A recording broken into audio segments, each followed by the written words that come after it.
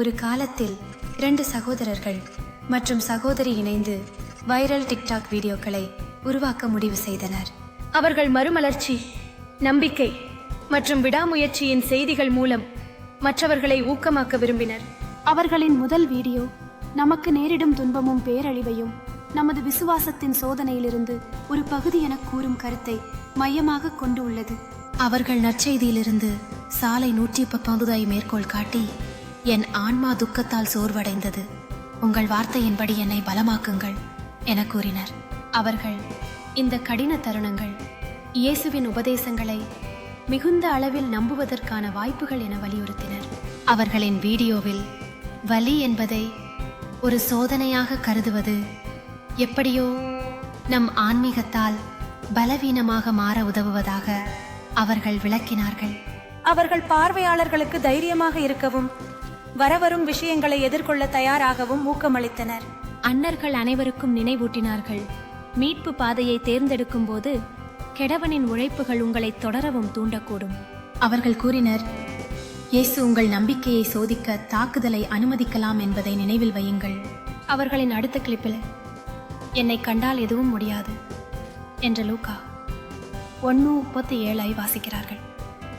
இதன் மூலம் டிவைன் பவரை உறுதிப்படுத்துகிறார்கள். அவர்கள் நம்பிக்கை எப்பொழுதும் விஷயங்களை எளிதாக்குவதில்லை, ஆனால் அதை சாத்தியமாக்குகிறது என்று குறிப்பிடினர். அவர்களின் வீடியோவில் அவர்கள் சலாம் 120 மறுபடியும் மேற்கோள் இன்யோங் செய்தனர். கட்டுப்பாட்டின் முக்கியத்துவம் மற்றும் கடவுளை எங்கள் முழு இதயத்தோடு தேடுவது பற்றி கவனம் செலுத்தினர்.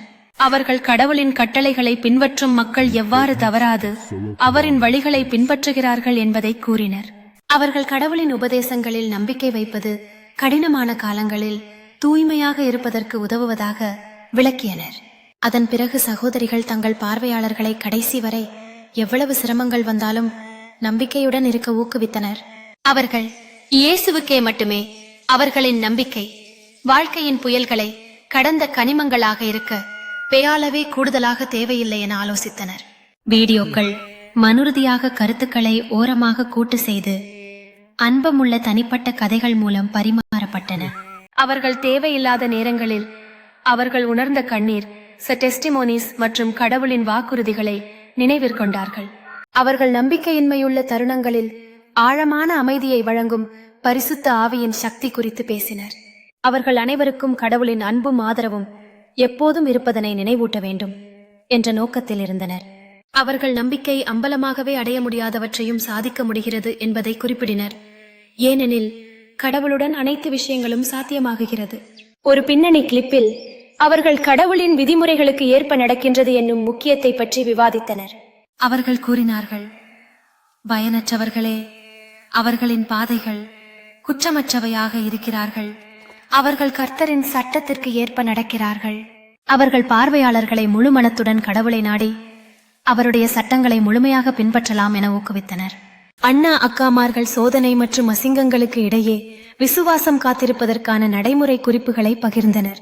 அவர்கள் அனைவரையும் ஆதரவும் ஊக்கம் வழங்கும் வழியாக தங்கள் மத சமூகம் உடனெடுத்து இருக்குமாறு அழைத்தார்கள். அவர்கள் தங்கள் பார்வையாளர்களுக்கு கடவுளின் கட்டளைகள் எமது வழிகாட்டுவதற்கும் முழுமையாக அமல்படுத்த உதவுவதற்குமானவை என்று நினைவூட்டினர். அவர்களின் வீடியோக்கள் தங்களின் உண்மையான அணுகுமுறை மற்றும் வேத வார்த்தைகளை காரணமாக கொண்டு பிரபலமடைந்தன.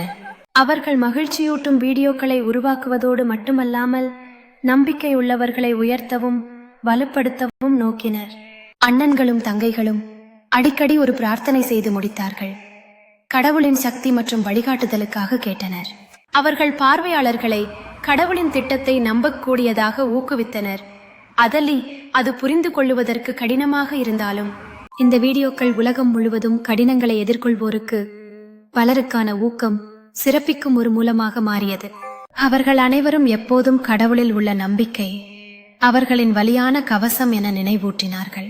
அவர்கள் உருவாக்க ஆற்றலின் மூலம் நம்பிக்கை பல புதுமையான வழிகளில் வெளிப்படலாம் என்பதை காட்டினார்கள். அவர்கள் அனைவருக்கும் குடும்பம், வயது, கற்களை மீண்டும் சால்கின்ற வலுவான ஆனால் எளிய செய்திகளை பகிர்ந்துள்ளனர். அன்னர்கள் மற்றும் அக்காக்கள் வைரல் வீடியோக்களை உருவாக்குவது கடவுளின் வார்த்தையை பரவலாக பரப்புவதற்கான ஒரு கருவி என்பதை கண்டறிந்தார்கள். அவர்களின் பணிவாழ்வுக்கான செய்தியுடன் அதிகமாக உள்ளங்களை அடைய வேண்டும். கடைசி வரை அவர்களின் வீடியோக்கள் நம்பிக்கையாளர் மனப்பாட்டில் உறுதியாக இருந்து சமர்ப்பணமாக இருக்க ஊக்கமளிக்கும் ஒரு இயக்கமாக மாறியது. அவர்களது முயற்சிகள் மற்றவர்களுக்கு நம்பிக்கை மற்றும் வலிமையை கண்டுபிடிக்க உதவலாம் என்பதில் கடவுளின் உதவியுடன் அவர்கள் நம்பினர்.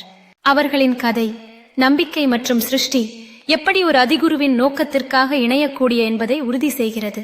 அதற்கான காரணமாக அவர்கள் ஜீசஸ் என்றார் கதைகள் மற்றும் வாக்குறுதிகளை அடிப்படையாக கொண்டு வீடியோக்களை உருவாக்குவதை தொடர்ந்து இருக்கிறார்கள். அவர்களின் பயணம் அனைவருக்கும் காட்டியது, வாழ்க்கை எவ்வளவு கடினமாக இருந்தாலும் கடவுளின் அன்பு எந்த மோசமான நிலையை விட பெரியது.